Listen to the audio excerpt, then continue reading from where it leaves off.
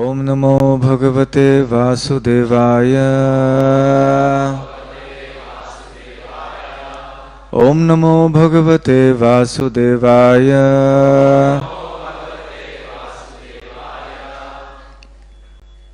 Reading from Srimad Bhagavatam, I beg your pardon, from Sri Chaitanya Charitamrita, Adi Lila, Chapter 1, titled The Spiritual Masters, texts 12 and 13.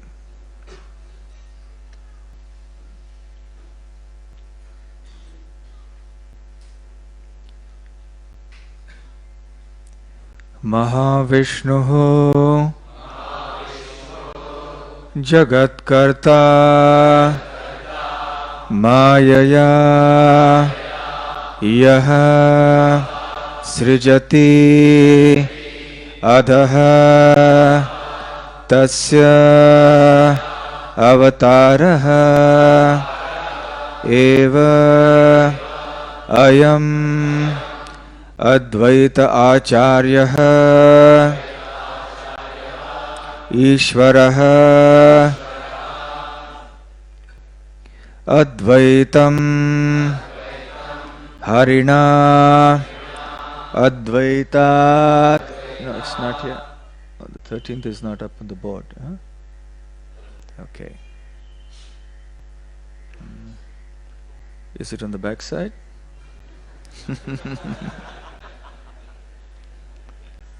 Well, 12th and 13th were supposed to be together. Okay, go ahead. Okay, all right. Mahavishnur Jagatkarta Mayaya Srijatyadaha Tasyavatara Evayam Advaita Acharya Ishvaraha Mahavishnur Jagatkarta Mayaya Srijatyadaha Tasyavatara Evayam Advaita Acharya Ishvaraha Mahavishnur Jagatkarta Mayaya Srijatyadaha Tasyavatara Evayam Advaita Acharya Ishvaraha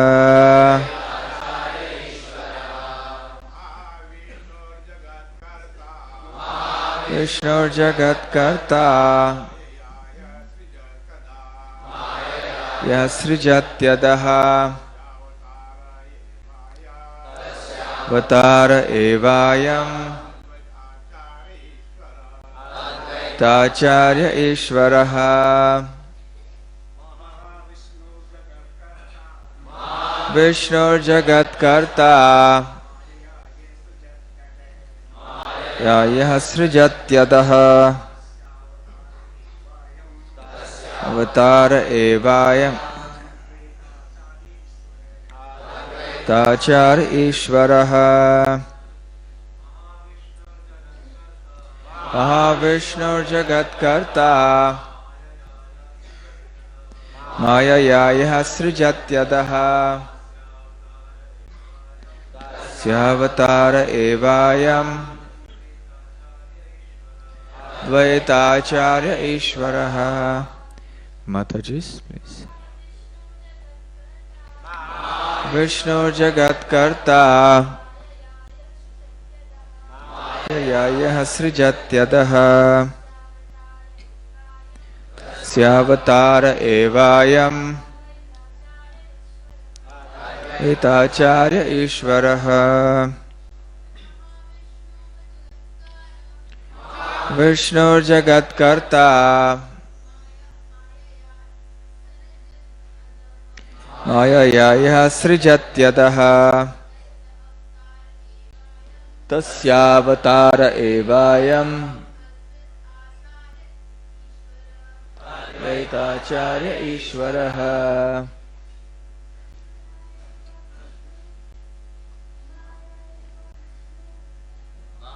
Vishnur Jagat Karta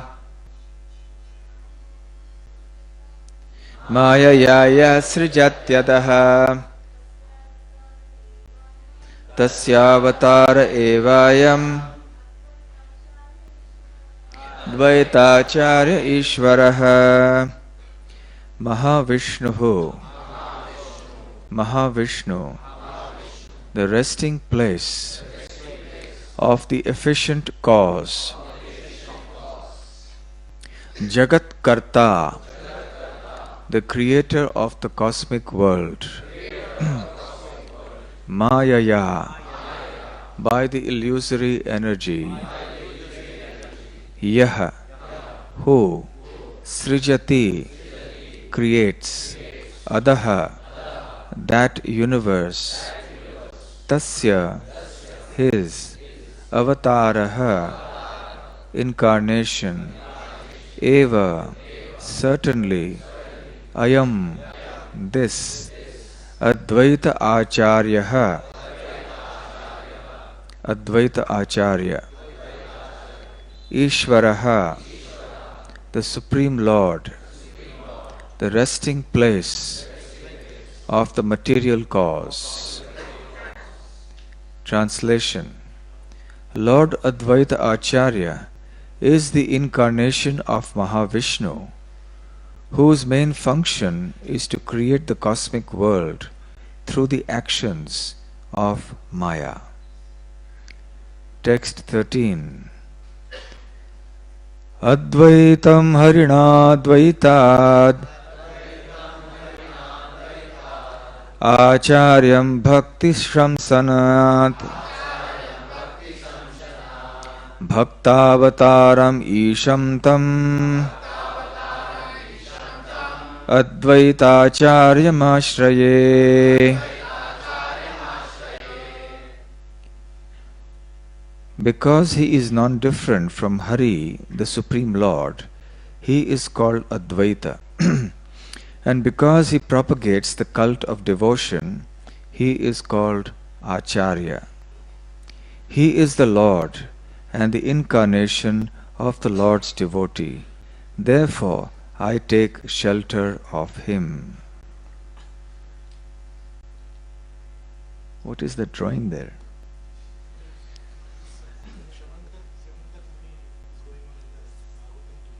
Oh. The conspiracy. Nothing to do with Advaita Acharya. Huh? I was a little confused. Okay. Okay. I thought this may be some conspiracy here.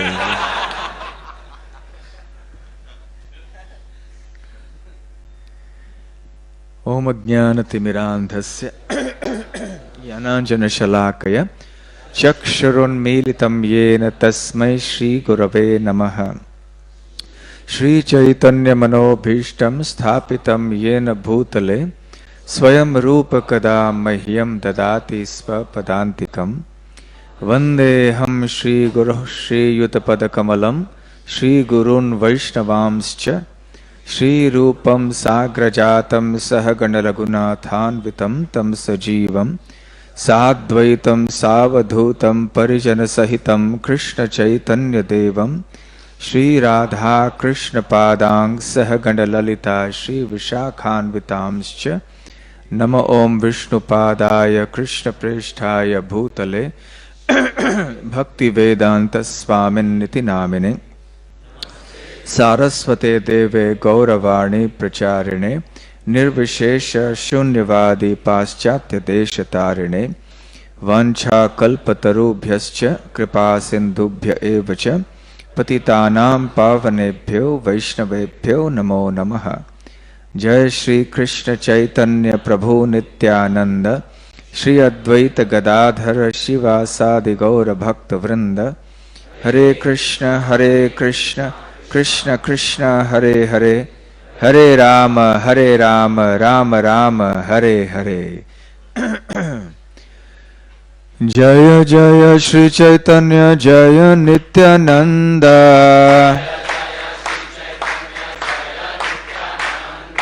Jaya Advaita Chandra Jaya Gaura Bhakta Vrinda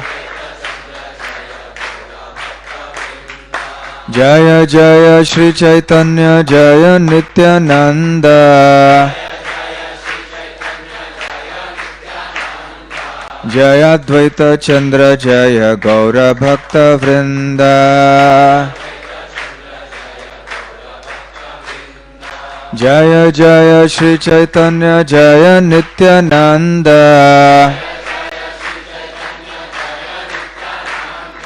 Jaya Advaita Chandra Jaya Gaura Bhakta Vrinda.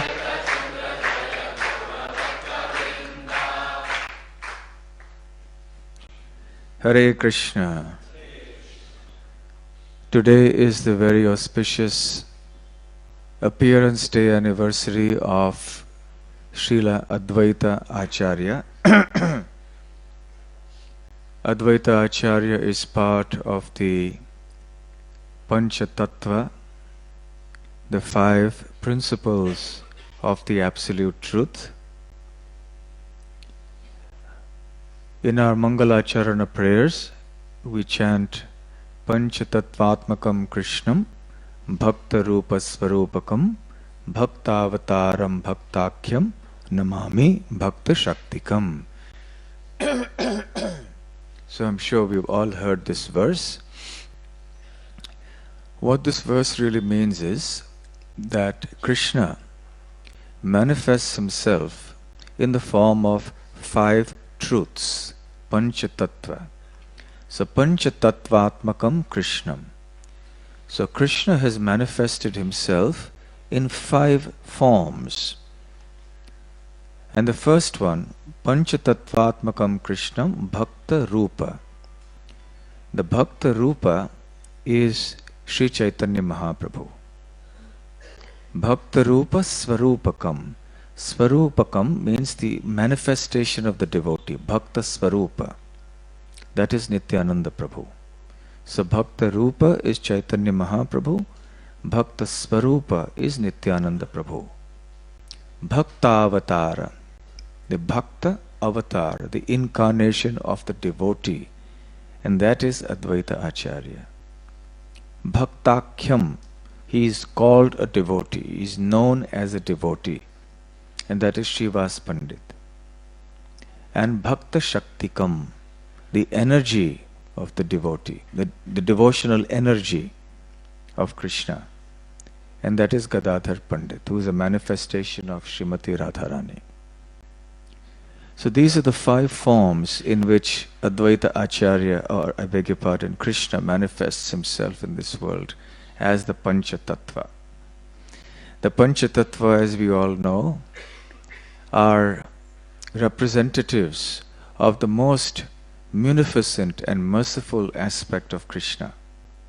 They are distributing love of Godhead without any consideration of qualification or disqualification. Generally, for spiritual life, one needs a lot of qualification because one has to have a background of having cultivated spiritual knowledge and spiritual practices for several lifetimes. That is why we see that some people have a natural inclination towards spiritual life and some people don't. What accounts or what explains the reason why people have different mentalities, different proclivities and tendencies? Some people have an atheistic tendency naturally. Some people have a spiritual tendency naturally because there is something from the previous lives. There is history there. So therefore, when we come to the question of eligibility for spiritual life, it's a big question. And ordinarily, it is not possible for people to take to spiritual life in seriousness unless, of course, there is special mercy, special arrangement. So Krishna, when he appeared 5,000 years ago, he was quite strict. in the Bhagavad Gita. He said, Sarva dharman parityajya mam ekam sharanam vraja aham tvam sarva papebhyo mokshayishyami ma shuchaha. Abandon all varieties of religion and surrender to me. I shall protect you from all sinful reaction. Do not fear. So Krishna promised that he will protect us from sinful reaction, that he will deliver us. But he also laid down a very stringent condition. And that condition was that you have to surrender to me. Sarva dharman parityajya. Abandon everything else and take exclusive shelter of me. Now that is something very hard, and especially for the people of this age, Kali Yuga. So Krishna takes on a very merciful form of Sri Chaitanya Mahaprabhu and delivers without any consideration of qualification of the recipient the topmost mercy, the topmost gift of the pure love of Godhead. It doesn't distinguish whether someone has a background of spiritual life from the previous lives or in this life, whether someone is very sinful, someone is atheistic, someone is very offensive. It doesn't consider that at all. Because otherwise, there would be no question of spiritual life in Kali Yuga. Because in Kali Yuga, the propensity for sinful life and offensive life is so great that practically speaking, nobody would be able to do spiritual life. And as the days go by, nowadays, we can see it every passing year. Things are deteriorating and degenerating so rapidly. Things are becoming so heavily materialistic. That where is the hope? Where is the scope for the ordinary person of this age to attain spiritual perfection? So therefore, Krishna has to take on an extremely merciful form. Therefore, he comes in his Mahavadanyaya form. Mahavadanya means excessively merciful and magnanimous. However, when Krishna comes in the form of his most magnanimous form, Chaitanya Mahaprabhu, he doesn't come alone. He comes along with his associates. So the Panchatattva represent not just Krishna as Chaitanya Mahaprabhu, but also the associates of Chaitanya Mahaprabhu. And they are his associates in distributing love of Godhead. And now we come to the conspiracy part. Anyway, since it's there on the board, we can talk about this transcendental conspiracy. So Chaitanya Mahaprabhu and his associates have hatched a transcendental conspiracy to trick everyone and give them love of Godhead. So they invite them in so many different ways, and then they trick them into receiving the highest gift. The recipients may not even be aware of that gift, may not even be aware that there is something called love of God. They may even be atheists. But then Mahaprabhu and his associates trick them into receiving this highest gift of Krishna consciousness, of Krishna prema. So Mahaprabhu comes with his associates, and chief amongst his associates are Nityananda Prabhu and Advaita Acharya. It is explained that Sriman Mahaprabhu is like the trunk of the tree of devotional service. Madhavendra Puri was a seedling, the seedling from which the tree of devotional service grew in this world. And Mahaprabhu personally became the trunk of that tree of devotional service. And then this main trunk had two secondary trunks, Nityananda Prabhu and Advaita Acharya. So they were, so to speak, his main lieutenants or his main assistants in propagating the cult of pure devotional service all over. So today being the appearance day of Advaita Acharya, the other secondary trunk from the main trunk of devotional service, we will speak something about him, try to understand who in truth he is, and also to discuss some of his pastimes. Kaviraj Goswami explains that Chaitanya Mahaprabhu is Mahaprabhu. He is the great Prabhu. Prabhu means Lord. So he is the great Lord. But Advaita Acharya and Nityananda Prabhu are also called Prabhus because they are also the Lord. They are also God directly. Therefore, we have two Prabhus and we have one Mahaprabhu. So all three are what we call Prabhu Tattva or Vishnu Tattva. They are all in the category of God. The other two of the Pancha Tattva are not in the category of God in the sense that they are not God, but they appear with God in an absolute sense. Spiritually, they are made of the same substance. The devotee of the Lord and the devotional energy of the Lord. So Advaita Acharya is directly the Supreme Lord also. This is a very confusing thing theologically. People don't understand. How can you have so many gods? It's not so many gods. It's the one same God who manifests himself in different ways, in different forms, for different purposes, and to fulfill the different desires of his devotees. So it is not some form of polytheism. Polytheism means the belief in many gods. So when we tell people that, well, we don't believe in polytheism, we believe that there is one God and the others are demigods, then the more intelligent and knowledgeable one amongst them, they say, well, we accept that you distinguish between God and the demigods. But even in the category of God, you have so many gods. You have Ram, Narasimha, Matsya, Varaha, and then now you have the modern avatars, Mahaprabhu and Advaita Acharya, Nityananda Prabhu. It's also confusing.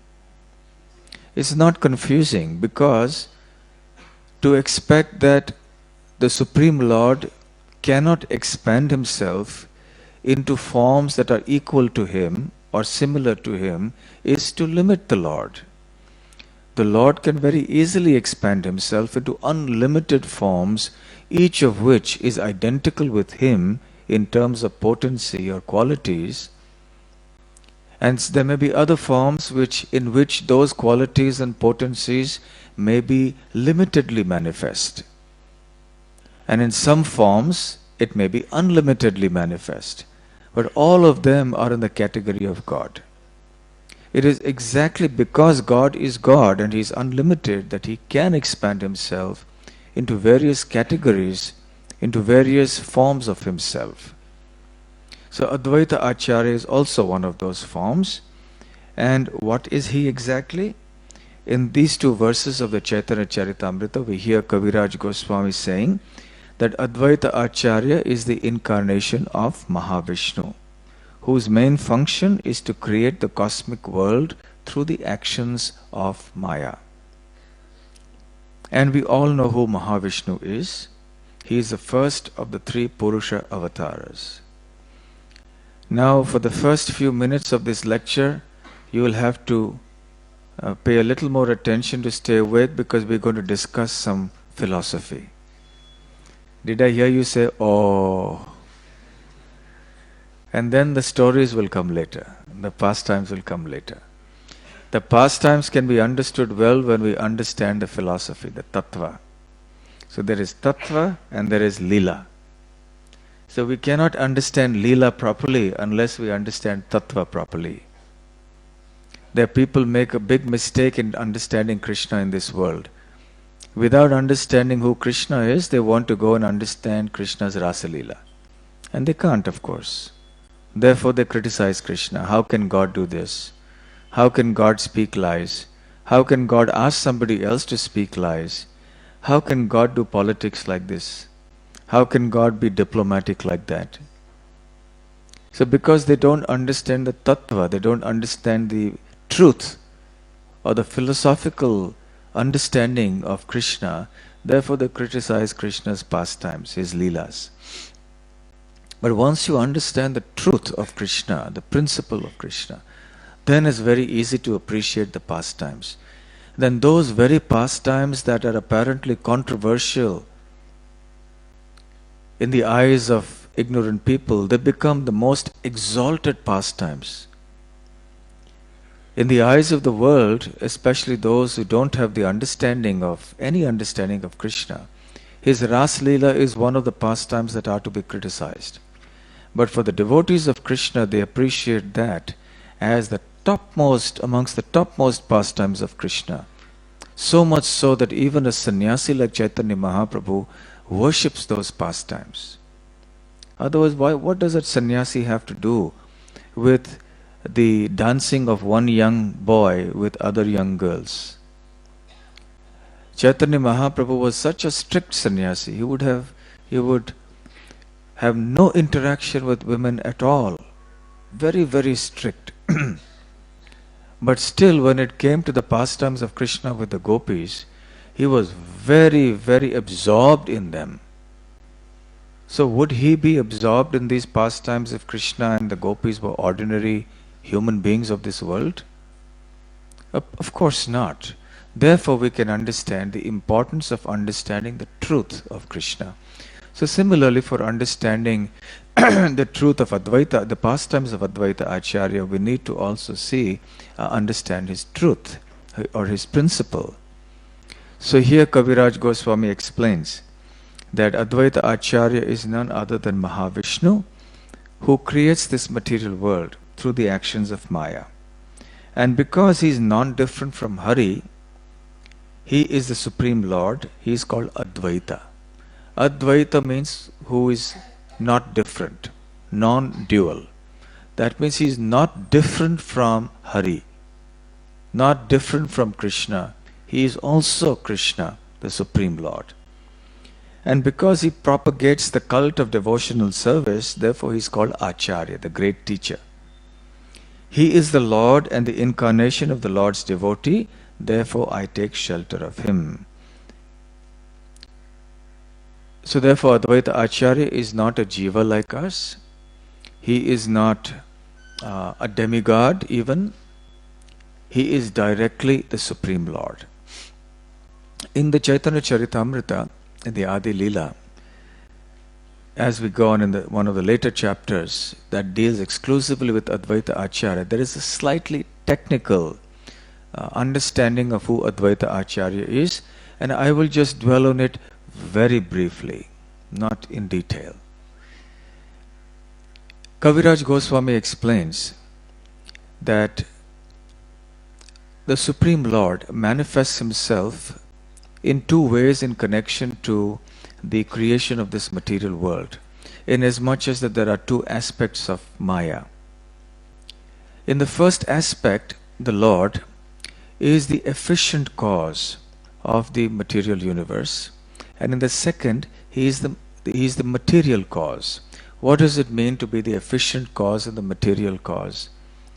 The efficient cause is that he is the instrument by which the world is created, and the material cause means that he is responsible for arranging the material ingredients and to see that these material ingredients are then set in motion. So when he is the efficient cause, he is called Mahavishnu. And when he is the material cause, he is called Advaita Acharya.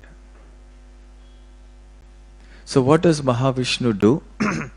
Mahavishnu lies in the causal ocean and he glances at Maya Devi, at Prakriti. And through his glance, the material energy is activated. But that activation is not directly done. It is done through the agency of Shambhu.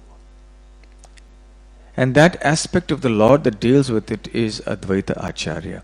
Therefore, Advaita Acharya is considered not just an incarnation of Mahavishnu, but also of Shiva. In fact, he is considered a combined incarnation of Mahavishnu and Sadashiva.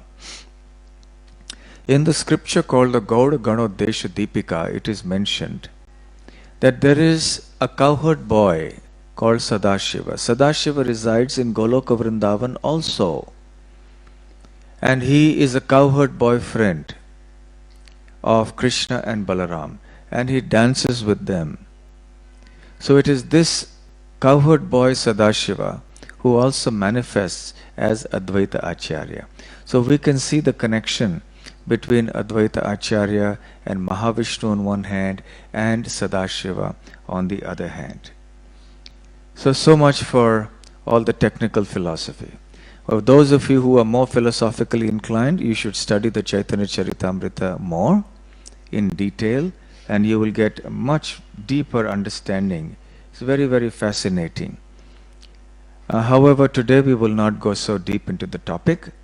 Suffice it to say that Advaita Acharya is directly the Supreme Lord and the combination of Mahavishnu and Lord Sadashiva. This is the month of Magh.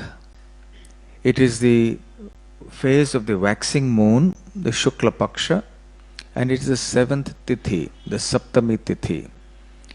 So it is in this Shukla Saptami of Magh that Advaita Acharya was born. His father's name was Kuber Pandit. His mother's name was Nabha Devi. Kuber Pandit was a very devout person. He was a devotee of Nrsimhadev, and his wife was also a very pure-hearted devotee of the Lord. And it is explained in Bhakti Ratnakar that Advaita Acharya was born in Sylhet in present-day Bangladesh. In other scriptures, in some other books, we have some slight variations, that he was born in some other place, Laura, and then he shifted to Sylhet. This is mentioned in the book called the Gaudiya Vaishnava Abhidhana, and in some places a third place is mentioned. But regardless, it is a fact that he eventually moved to Sylhet in his childhood. His parents moved there, and having moved there, eventually as he grew up, he moved to Shantipur. Of course, there are various descriptions. It is said that his father Kuber Pandit one time he prayed fervently to Lord Sadashiva, and Lord Sadashiva appeared before him, and he said, "What kind of benediction do you want?" And he said, "I want someone like you as my son." And then Sadashiva replied that you can't have someone like me, but I will come myself. And that is how Sadashiva came as Advaita Acharya and became the son of Kuber Pandit and Nabha Devi. So he was named Sri Kamalaksha. Kamala means lotus, Aksha means eyes. So Kamalaksha means one who has lotus eyes. Of course, it's the name of Krishna also. He was also called Kamalakanta Veda Pachanana. He was a great scholar. Right from his childhood, he was brilliant. He learnt all the Vedas and all sorts of subjects very, very quickly. He was very beautiful from childhood, and all the people in the village were struck with wonder to see the beauty of this child.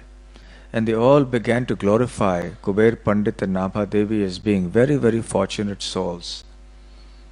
And as time went by and Kamalaksha grew, he exhibited many, many wonderful devotional qualities. His parents departed from this world. Young Kamalaksha then went to Gaya to perform the Shraddha ceremony for his parents. From there he went to Vrindavan. He performed a lot of devotional service in Vrindavan, and of course Advaita Acharya has another connection to Vrindavan, which I will mention briefly now. From Vrindavan he came back eventually via Mithila to Shantipur. In Mithila he met the great devotee poet Vidyapati, whose poems, amongst others, Mahaprabhu would hear in Jagannath Puri along with Ramananda Rai and Swarup Damodar. Now, Advaita Acharya's connection to Vrindavan is that he was the one who discovered the Madan Gopal deity. In the place Advaita Vat, there is a Vata tree where he would sit, under which he would sit, and it is there that he discovered this Madan Gopal deity. And then the Madan Gopal deity was handed over by him to a Brahmana from Mathura called Purushottam Chaube. And then it was there that Sanatana Goswami saw this deity, and the deity was moving around as if he was an ordinary child. Chaube and his family accepted the deity of Madan Gopal as their son, and he was the playmate of their other human son. And the two would play together just like two boys play. And therefore they would treat Madan Gopal just like they would treat their own son, and it was a very familiar scene there. Sometimes they would scold their son, just like any parent would scold their children. They would feed them, and Sanatana Goswami, of course, was aghast when he saw that, and he said, what are you doing? This is the deity. You can't treat the deity like this. And Chaube and his wife became very concerned. Oh, we have committed some offense. And then Krishna, Madan Gopal, appeared in his dream to Advaita Acharya, to Sanatana Goswami, and said, "You spoiled all the fun." And then Sanatana Goswami felt bad. Oh, what have I done? I have committed some offense. Meanwhile, Madan Gopal also appeared in the dream of Purushottam Chaube and said, "Henceforth I want to be served by Sanatana Goswami. And this Goswami will come to you tomorrow. Hand me over to him, and then he will serve me from now on." And he also appeared in the dream of Sanatana Goswami to say, "Now you go to Purushottam Chaube's place and you start serving me."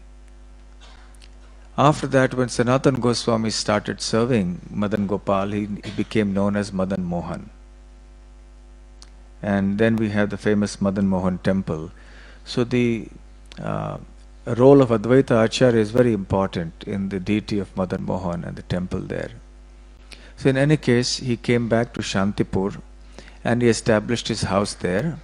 Later on, he also had another house in Navadvip. He would stay sometimes in Shantipur and sometimes in Navadvip. Navadvip in those days, of course, was a great place of learning, and that is where Mahaprabhu appeared. So Advaita Acharya had a house over there also. It is explained that Advaita Acharya was born in 1434 and he departed from this world in 1559, which means 125 years. He was 125 years when he departed. And the date of birth, 1434, also means that he was how many years older than Mahaprabhu? 52. You have to remember the appearance day of year of Mahaprabhu, 1486. Yes. When I was at another temple, they had a number lock at the main door of the ashram as you entered in. So once I was late. So when I had gone to a preaching program, and we came back, the door was closed. Then the devotee who was with me, he called up somebody and said, "Look, we want to come in." He mentioned that I was waiting. Then he said, "Please tell me that the code is the appearance year of Chaitanya Mahaprabhu." Maybe he didn't want him to know. And he judged that he wouldn't know the number because we didn't want anyone and everyone coming to the ashram. So then I put in the number and I was able to enter. So useful practically also to know the year of appearance of Chaitanya Mahaprabhu. It can sometimes ensure that you're not locked out.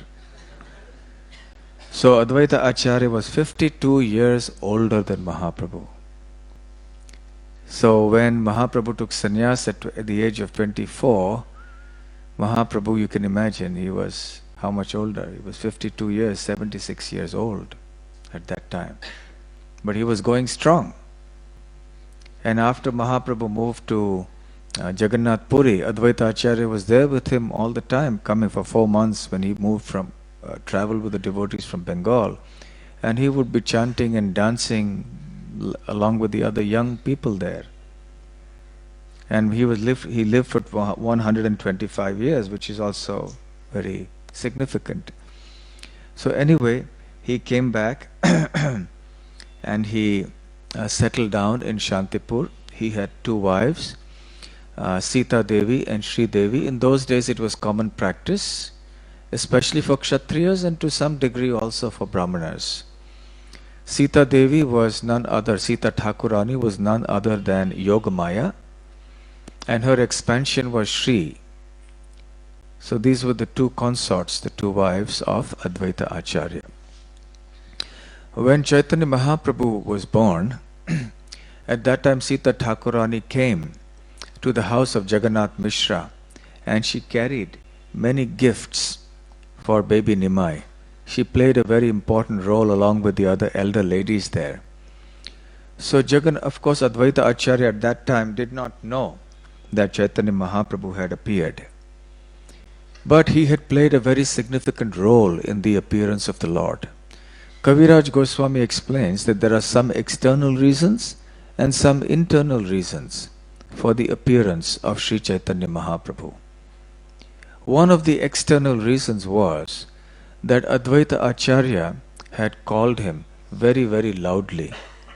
When Advaita Acharya lived in Navadvip as well as Shantipur, and especially in Navadvip, he could see that the age of Kali was really setting in very deeply. Navadvip was a place of learning. Scholars from all over the country would come there to live, and they would carry out all sorts of debates on various topics, grammar, logic, and various forms of scholarly other topics in Sanskrit, in Alankar and metaphors and Natya and Kavya and various things. But hardly anyone was talking about bhakti. And these scholars were either atheistically inclined, even though they quoted scriptures, or they were worshippers of demigods and were very, very materialistic. So Advaita Acharya was extremely disheartened to see this condition. So he used to lament that there was hardly any devotee around. So he would petition the Lord, please send not just your representative, but you come yourself. And not just an ordinary avatar will do, you have to come yourself. Swayam Bhagavan, Krishna, you have to come. Don't send your avatars, because the situation is pathetic now. Even these great scholars are atheists and materialists. So what can happen to the general populace? They will definitely be very, very fallen.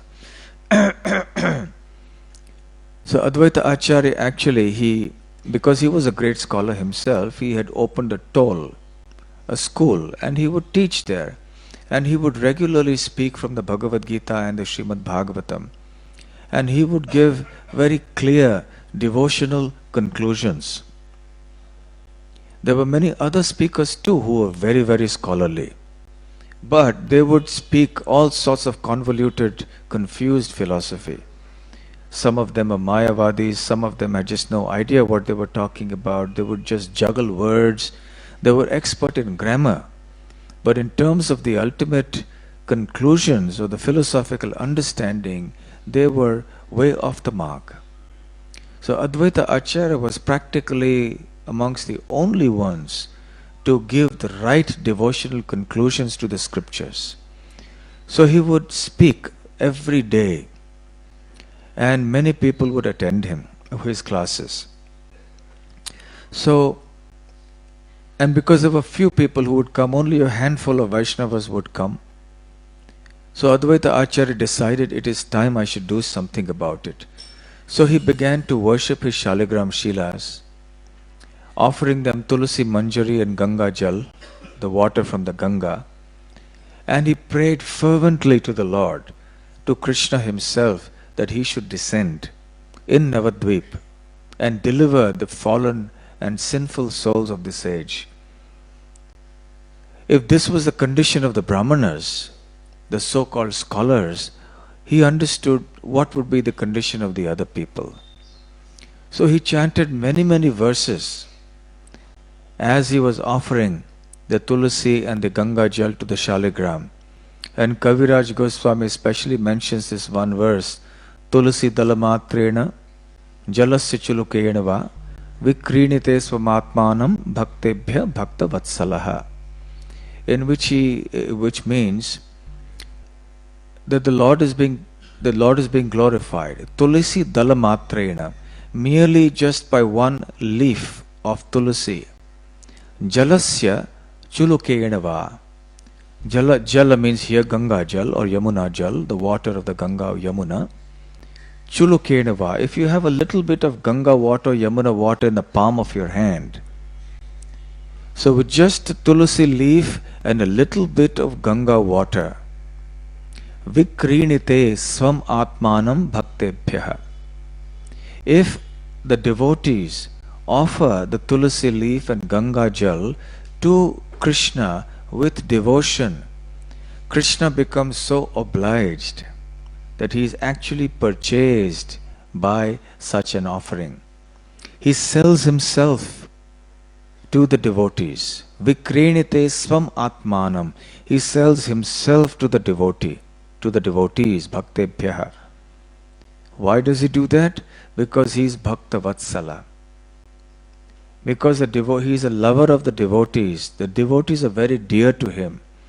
So when the devotees worship him with devotion with the tulasi leaf and Ganga Jal, then he gives himself up to them.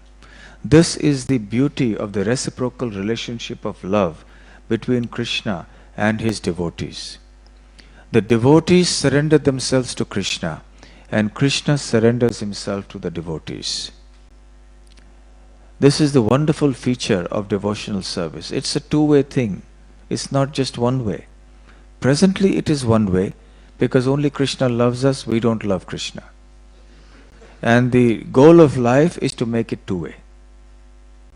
That we also now express our love for Krishna in a genuine and deep way. So Advaita Acharya every day was chanting these verses and chanting the holy names, offering tulasi leaf and Ganga water to the Shaligram Shila. And along with that he was loudly petitioning the Lord to appear, roaring sometimes. Kaviraj Goswami says, Hunkar. Hunkar is a kind of a loud roar. So he must have had a very stentorian voice. So he used to roar, please, O Krishna, you have to appear. And after many, many, many days of continuously doing this, Krishna finally was obliged, felt himself obliged to appear. And he said, okay, my dear devotee Advaita Acharya is calling me, how can I refuse? So this is the power that the devotee wields over the Supreme Lord. The Lord subjects himself to the control of the devotee, and therefore therefore Krishna doesn't award devotional service so easily. He may give you, if you ask him for sense gratification, he will give it very easily. Well, actually, maybe I shouldn't have mentioned that. If you ask for liberation also, he may give it very easily. But devotional service, pure devotion, very difficult. He doesn't give it easily. So therefore, when devotees sometimes get a little despondent, thinking, I've been chanting for so many years and so many anarthas are still there, it's not going away. I still sleep in my chanting, I sleep in the Bhagavatam class. And where is love of Godhead? There's no sign of those ecstatic symptoms and the hair standing on end, and when will it ever happen to me? No, we needn't despair. Krishna will give it, but he's testing us. He wants us to come to the required platform. Krishna is not going to give it to us so easily. Come easy, go easy.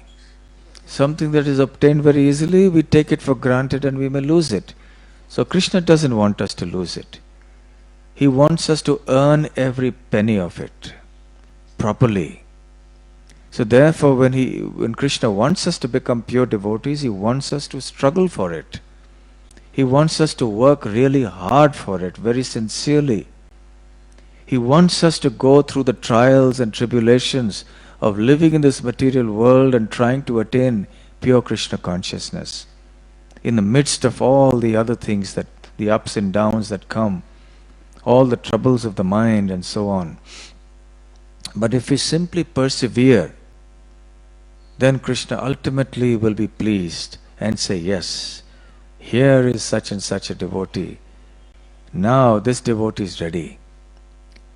This devotee is my faithful devotee. Despite so many troubles and struggles, he or she has not given up my service. So therefore I shall award this devotee pure devotional service. So the struggle, we should be prepared for it. So then Krishna was thinking, my devotee Advaita Acharya is beckoning me so fervently, so I must respond. So it was in response to the pleas, fervent pleas of Advaita Acharya that Gauranga Mahaprabhu actually appeared. And of course at that time Advaita Acharya did not know, because he was also playing the role of a human. As a devotee, he wasn't playing the role of the Supreme Lord. So in any case, he continued his teaching, he continued his toll and so on. He was speaking about Bhagavad Gita and Srimad Bhagavatam, and someone may question, well, we hear that we must take initiation from the proper sampradaya, and we hear that even Krishna sets the standard when he comes and he accepts a guru. Krishna accepted Sandipani Muni, Lord Ram also accepted Vasishtha and others, and Chaitanya Mahaprabhu accepted Ishwar Puri as his guru. So what about Advaita Acharya? Kaviraj Goswami mentions in the Chaitanya Charitamrita that Advaita Acharya, beg your pardon, took initiation from Madhavendra Puri. Madhavendra Puri was the grand spiritual master of Chaitanya Mahaprabhu. He was a spiritual master of Ishwara Puri as well. So when Madhavendra Puri was instructed by Gopal in Govardhan, in his dream, to go and fetch sandalwood from Jagannath Puri, from Malaya actually. So Madhavendra Puri started walking, and all the way down south, when he reached Shantipur, at that time Advaita Acharya happened to see him, and he immediately recognized him as a pure devotee Acharya. He surrendered to him and begged for initiation, and Madhavendra Puri initiated Advaita Acharya. So Madhavendra Puri is the Diksha Guru of Advaita Acharya. So Advaita Acharya therefore was like a god uncle to Chaitanya Mahaprabhu. So having accepted initiation, he continued his teachings and so on, and then he moved on with his preaching.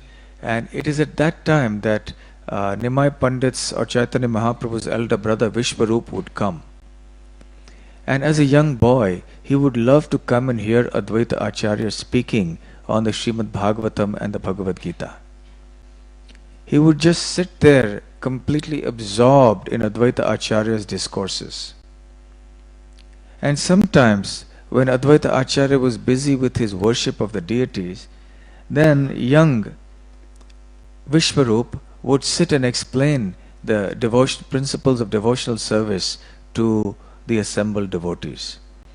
And he would explain Bhagavad Gita and Srimad Bhagavatam in such a nice way with a devotional purport.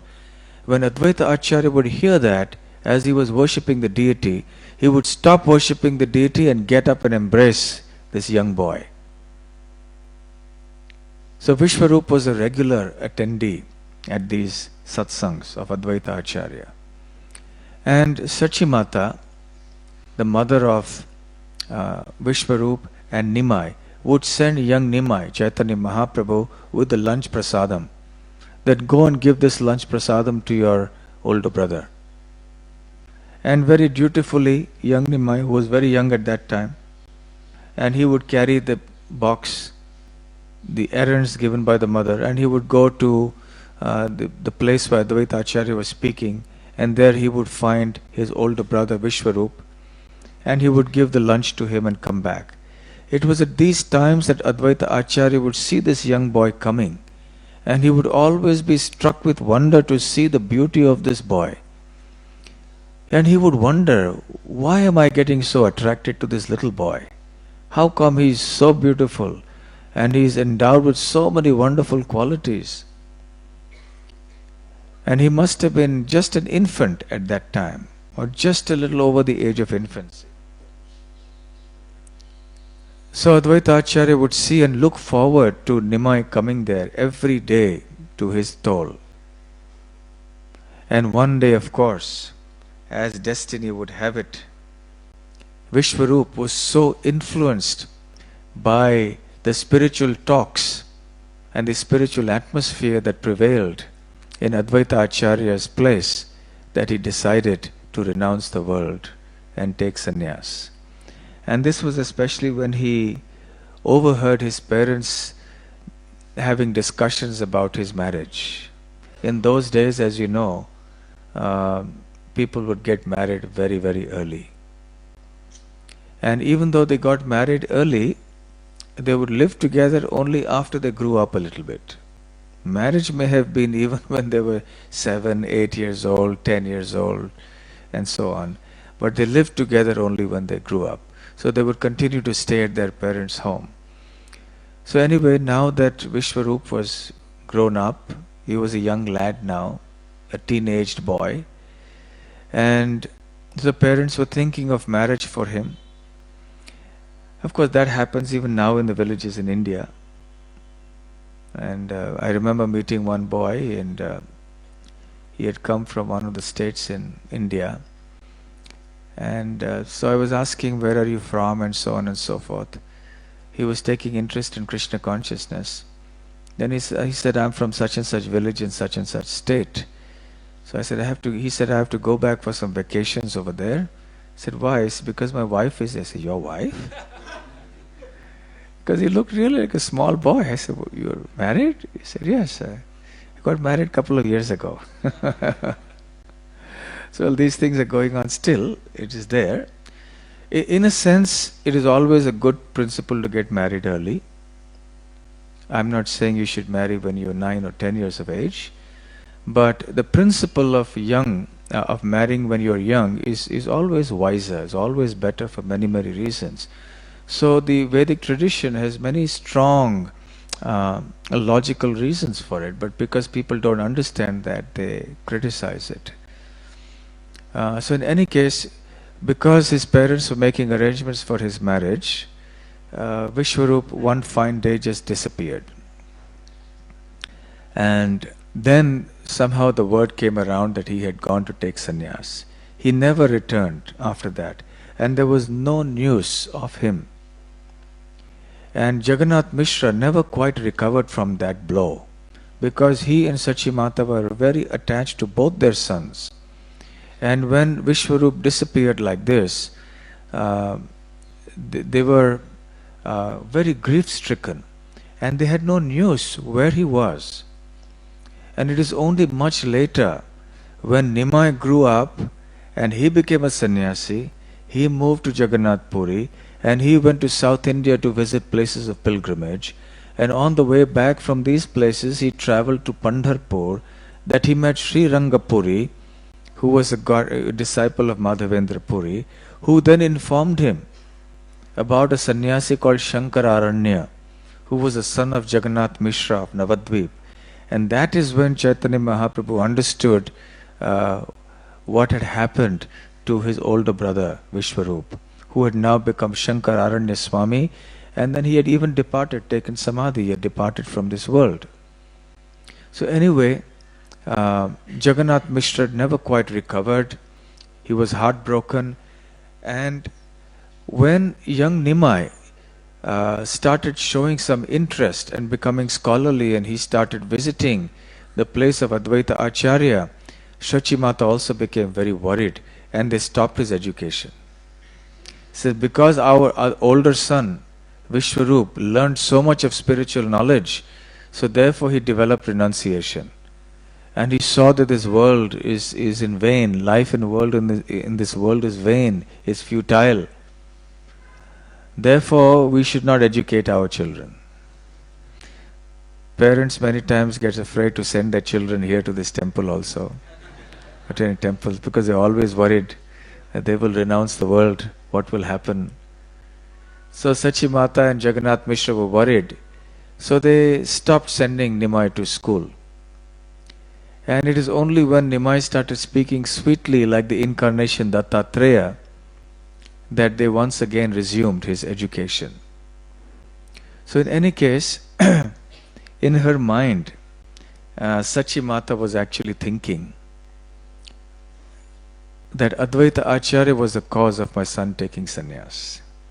And because Advaita Acharya was such an exalted devotee and greatly respected in the devotees, and she was a very cultured Vaishnavi lady, so she didn't think ill about Advaita Acharya. Even though it's a great loss to lose my oldest son, but anyway, this is the arrangement of Providence, it's the arrangement of Lord Krishna. But when Nimai started visiting Advaita Acharya's classes, then she started getting worried. And she was thinking in her mind, because by this time Nimai had also got married. She had arranged for his marriage. His first marriage was to Lakshmi Priya. Chaitanya Mahaprabhu, Nimai Pandit, was very young at that time also. And he became attracted to Advaita Acharya's explanations of devotional service. And he would go there. And Sachi Mata used to get really anxious. What if he follows in the footsteps of his older brothers? What if he also takes sannyas? And now he's already married.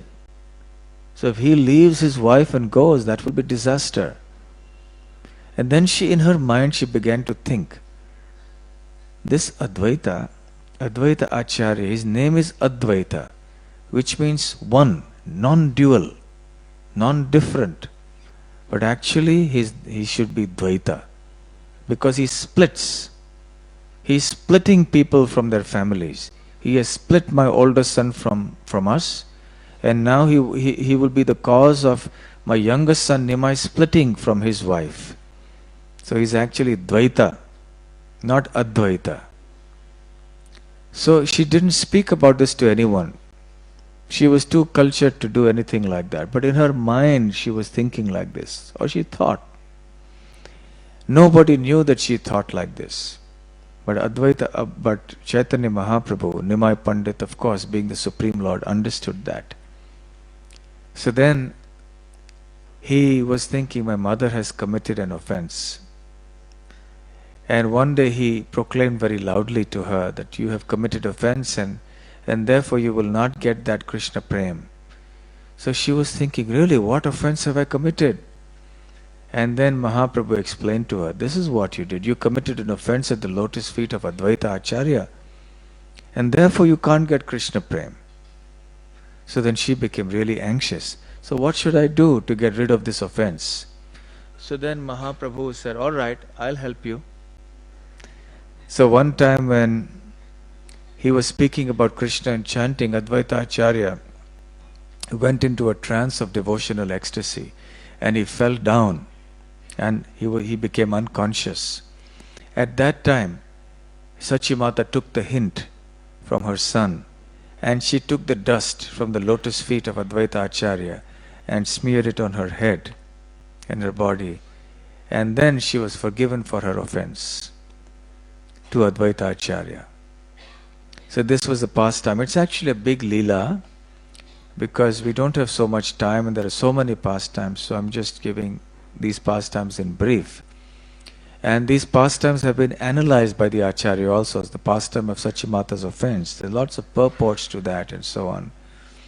So in any case, so Vaishnava Aparad is so dangerous that even if one is the mother of the Supreme Personality of Godhead, one has to be cautious that one doesn't offend a Vaishnava.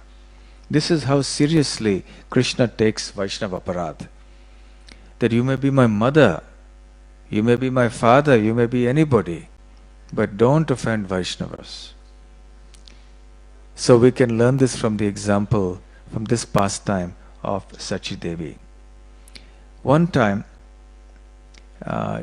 Nimai, after he had returned from Gaya and he had begun his devotional pastimes, one day he decided to manifest his divinity, to reveal his position as being the Supreme Personality of Godhead. And then he told a devotee called Ramai to call different devotees, and especially he sent him to call Advaita Acharya. When Advaita Acharya understood that Nimai or Chaitanya Mahaprabhu had actually revealed his own divinity, then he decided to play a trick. So he told Ramai, "Don't tell Mahaprabhu where I am." And he went and hid in the house of Nandanacharya. And then Mahaprabhu, of course, because now he was assuming his position as a Supreme Lord, so he told Ramai, he said, "Go to Nandanacharya's house and call Advaita Acharya." So when Ramai came there to call him, "Mahaprabhu asked me to come here to call you."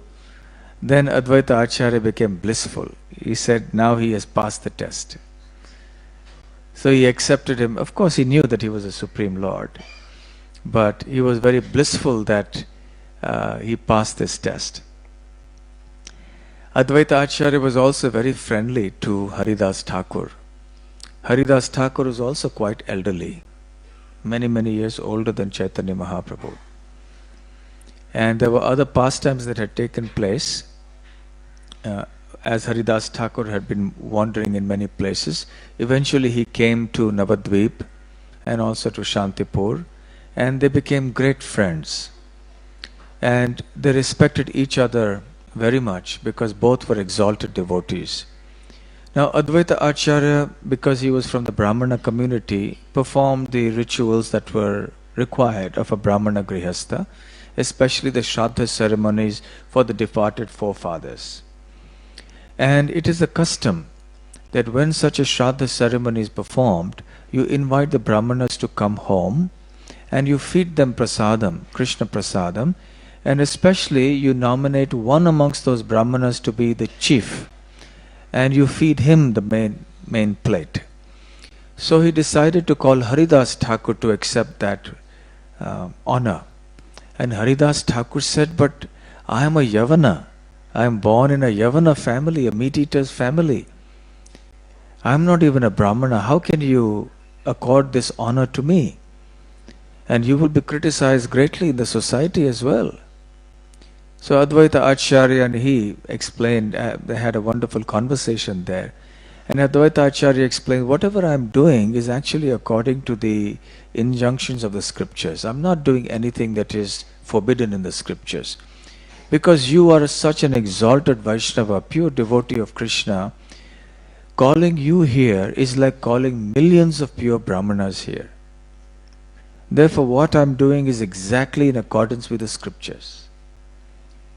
So then he did do that. He did give him that plate that was meant to be offered to the Brahmanas.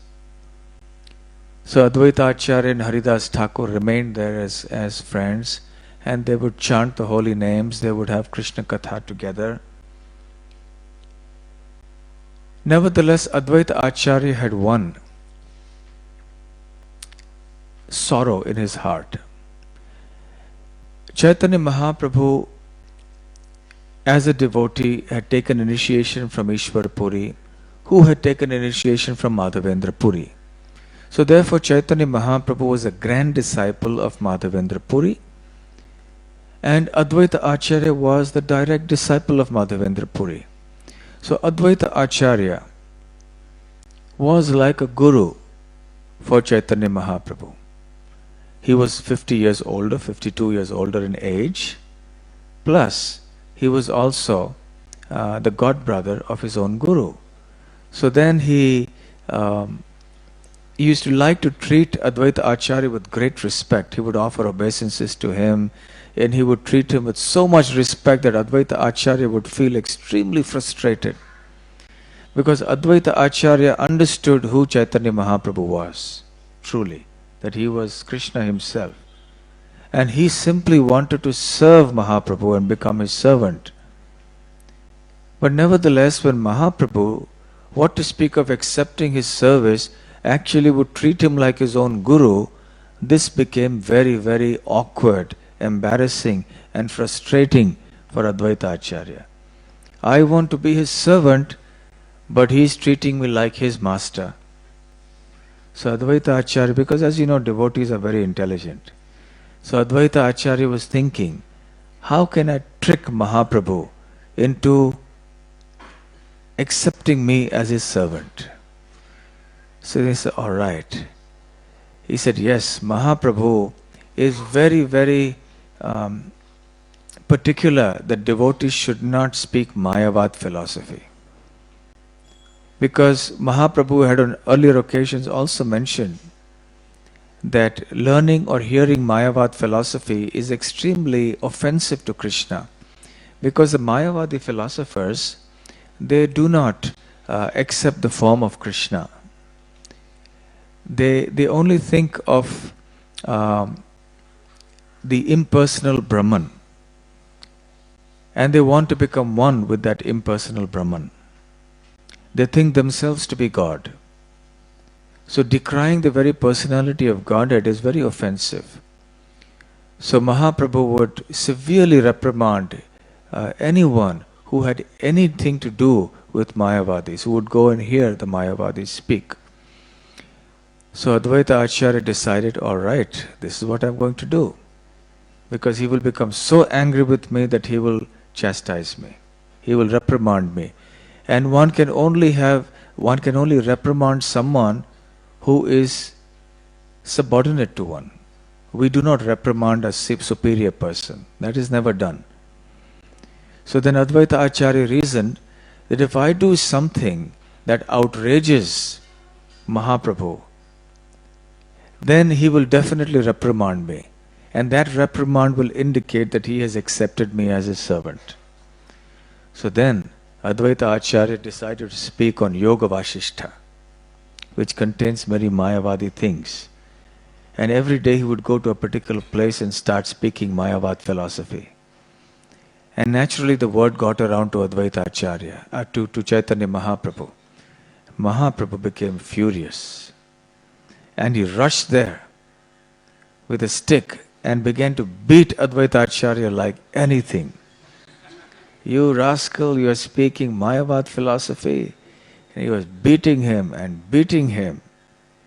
And his poor wife, Sita Thakur, what are you doing? What are you doing? He will die. But no, he deserves to be beaten. And Advaita Acharya was in complete ecstasy. My life is now perfect. I have attained the perfection of my life. I am being beaten by Chaitanya Mahaprabhu and I have been accepted as his servant. Of course, we remember, we can't imitate Advaita Acharya. That doesn't mean that we should go and start speaking Mayavad philosophy somewhere so that some devotee should accept us as a servant. We should be cautious. So then Mahaprabhu understood that he had been tricked. But anyway, Advaita Acharya's purpose had been accomplished. So in any case, Mahaprabhu said, Advaita Acharya, you are very, very intelligent. You have tricked me. And Advaita Acharya was in great bliss. Today, my life has become successful. Mahaprabhu has accepted me as his servant. And Advaita Acharya also every year, once Mahaprabhu took sannyas, then Advaita Acharya would go every year to Jagannath Puri along with all the other devotees from Bengal. He would live there for the 4 months, which are called the Chaturmasya, celebrate all the festivals with Sri Chaitanya Mahaprabhu, and then come back along with the devotees. In Navadvip, he would continue leading the community of devotees as a senior most member along with Srivas Thakur.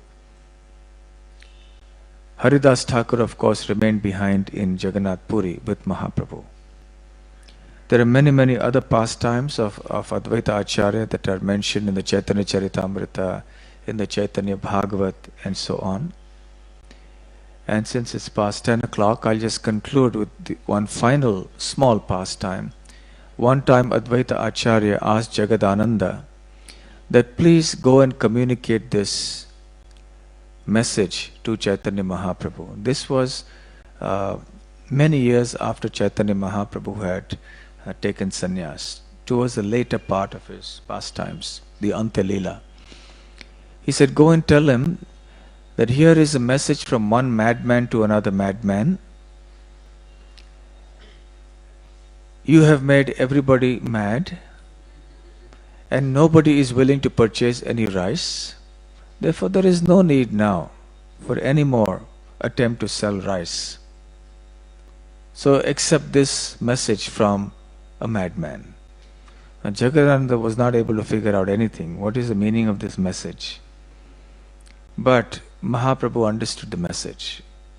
The message that was in a riddle form actually meant that Advaita Acharya was saying that, my dear Lord, you came here to taste the nectar of Krishna Prem in the mood of Vrindavan, in the mood of Srimati Radharani.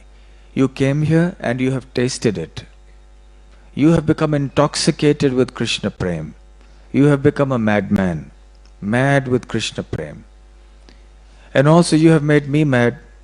I have also become a madman in ecstatic love for Krishna. And you have made the whole world mad in Krishna Prem. You have given Krishna Prem liberally to everyone in this world. And this was the purpose for which you advented. And now that you have accomplished your purpose, there is no need for anyone to go and buy the rice of Krishna Prem from anyone.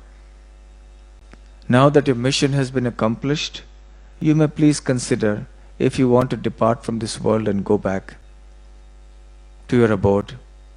Because after all, whenever Krishna appears in this world, he comes, he descends, he performs his pastimes, accomplishes his mission, and then returns to his abode.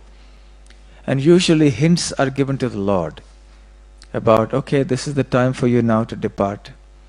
Even for Lord Ram, we hear in the Valmiki Ramayana, he was given hints by the demigods who came and said, Brahma sent a message, my dear Lord, it's time now. The mission for which we petitioned your advent has been accomplished.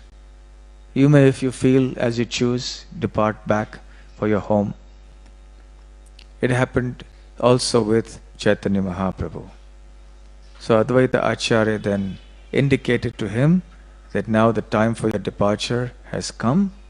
If you so choose, you may depart from this world. So Advaita Acharya was the cause of Mahaprabhu's descent, and therefore through this riddle and the message, in a sense he was also the cause for Mahaprabhu's disappearance from this world, now that Mahaprabhu's purpose had been achieved. Srila Advaita Acharya ki jai. Sri Advaita Acharya Appearance Day ki jai. Hare Krishna. Are there any questions or comments? Yes, please.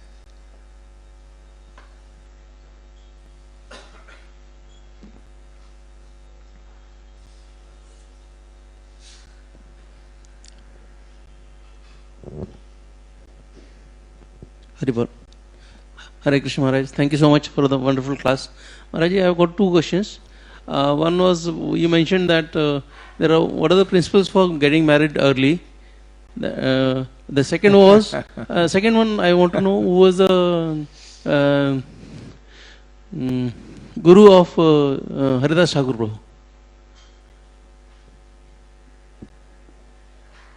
So what's the first question?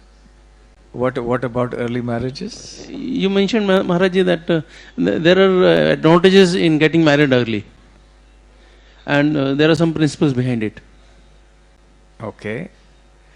Are you asking it because you doubt it, or? No, Maharaji, not because I doubt it. Just for clarity's sake. Yes, Maharaji. Well, that's a big topic, and maybe not quite the right day and the occasion to talk about this. We'll leave it for another time. As far as Haridas Thakur's Guru is concerned, not much is known about it. Haridas Thakur is a mysterious personality. Who his parents were, where he was born, what he did in his childhood, what exactly was the point of transformation when he became a Vaishnava, if at all there was a transformation. These points are not very clear. The earliest that we get information of Haridas Thakur is that he was just wandering He was going to various places, and whatever Kaviraj Goswami is described here. But there is no clear mention of his initiating guru. But Mahaprabhu was his direct authority. Mahaprabhu personally spent time with Haridas Thakur. He blessed him personally. In Jagannath Puri, he would go every day in the afternoon to meet him at Siddha Bakul. Okay? Any other questions? Yes, please. The mic, please. Yeah. Or if someone else has, okay, fine. Hare Krishna Maharaj. During your class, you mentioned about the making love of Godhead two-way process, wherein right now in Kali Yuga it's one-way process from God's side. So you said that Krishna tests every time to devotee who wants to have a pure love. So with that aspect, physical austerities for a devotee, how much it important to do to make that two-way process? And this is one part, and the other part is, what are other aspects of that two-way process of making devotional love perfect? Your question relates to what kind of austerity should we perform in order to obtain Krishna Prem. Yes, that's in brief your question. We just follow the program that is laid down by Srila Prabhupada. He has given us a program of austerities which is neither too austere nor too watered down. If we don't perform any austerities, or if the austerities are very watered down, then we will become eligible for the path of karma. If our austerities are too severe, then we become eligible for the path of jnana. The path of bhakti is an intermediate path. And therefore the austerities that are involved in the process of devotional service are also of the intermediate category. Neither too severe nor too watered down. And practically what does it mean for us? What it means is that we should simply follow Srila Prabhupada's program. We have to follow the 4 regulative principles. We have to chant minimum 16 rounds of the Mahamantra every day. We have to follow all the other rules of Ekadashi, observing the festivals, serving the devotees, engaging in various other forms of devotional service as he has taught. That is our austerity. And of course, as you know, in Kali Yuga, one of the greatest austerities is to live together happily with others, without quarreling, without having ego clashes, and without having disturbances. So that is the biggest austerity we can do. If we can serve the other devotees without letting ego and other things come in the picture, then that will be good. Yes, mic here please.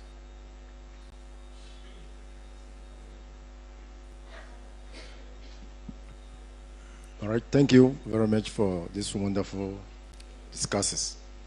Advaita Acharya is an incarnation of the Lord, as you were speaking. And when Lord Chaitanya Mahaprabhu also came, we also know that he's an incarnation of the Lord. He is? It's the Lord himself who has come. Yes. But his mood, he came as a devotee to teach us how we should worship him. So why is it that in some temple we used to put peacock feather on Lord Chaitanya Mahaprabhu's head? If that is his mood as a devotee, why do we put peacock feather in his head as the Lord himself? Is it explained in the Chaitanya Charitamrita, or is the devotee's desire, knowing that he's the Supreme Personality of God, and we should dress him like that? Yes, it is because we acknowledge them to be the Supreme Personalities of Godhead. Temples in all over the world, Sorry, say that again. In all the temples, ISKCON temples, must Lord Chaitanya Mahaprabhu's deity be put peacock feather? They should dress them with peacock feather? Prabhupada has spoken about these things briefly. These are topics that become topics of debate many times, but we need not make it a issue. Since Prabhupada says, we do it. That is our understanding, because we accept them as a Supreme Lord, so we offer. Yes. Hare Krishna Maharaj, thank you for this lovely class. On this day of 26th January, I was just having a small doubt that we have devotional service, which is the prima facie of why we are doing devotion. And we are having national spirit, which is also there. So there are being, like we organized the India Rising Festival very recently at our place. There were a lot of debates about whether that is like a little lower kind of thinking about your nation, and being devotees you should think on a higher level, which is very, very true. But is it wrong to have Desh Prem in your heart? Is it wrong to have love of country in your heart? Hare Krishna. I mean, Shall we talk about Advaita Acharya?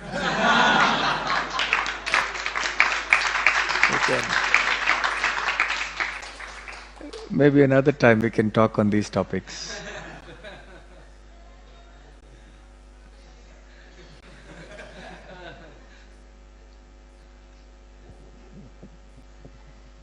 Any other question? Yes, yes.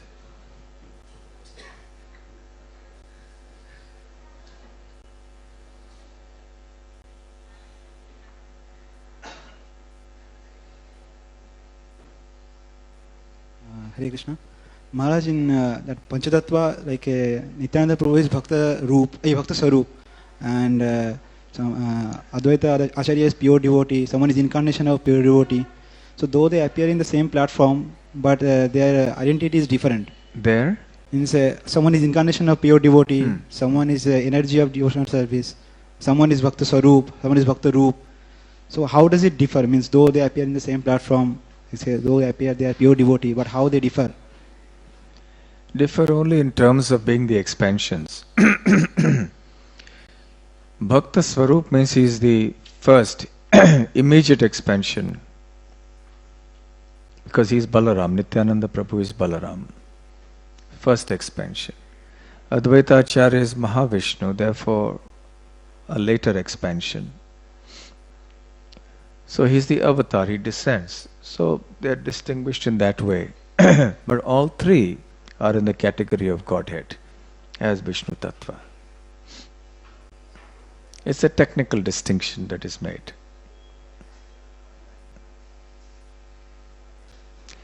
Okay, so we'll stop here. Thank you very much. Srila Advaita Acharya ki jai. Srila Prabhupada ki jai. Gaur Premanande. Hare Krishna.